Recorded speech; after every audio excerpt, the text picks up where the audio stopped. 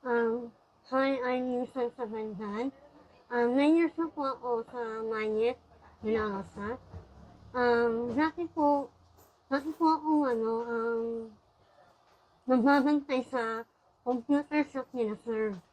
Then, mga 2019, nagbantay na ako dito sa Manila. Dito sa sa Arante. Maliit na yung pwesto nila, madam noon. Yun po. Then ngayon, posisyon ko po, nag-inventory po ako ng mga items ng mall brands.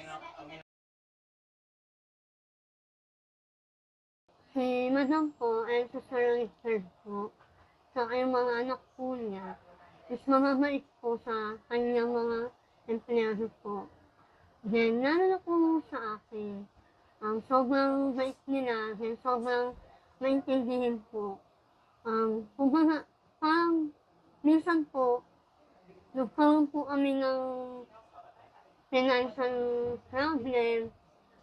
So, nanghingi ako ng tulong kay Madam, kay Ma'am Tris. Hindi sila nagdalawang isip.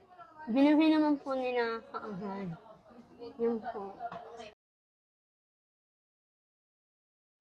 Madami. Madami. Kasi, una, nag-team building kami. Yun. First, team building ko yung sa Mayet. Then, nakaka-attend ako ng Christmas party. Yan. Hindi ako nakakapunta sa ganun. Tsaka yung makasakay ng airplane, papuntang ibang bansa, ayan. Hindi ko po na-experience ang dati. Sa kanila lang po.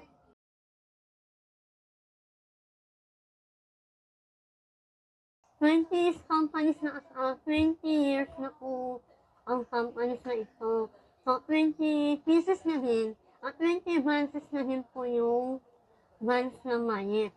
So, binivision ko, more than 20 ang maitayo nilang branch po.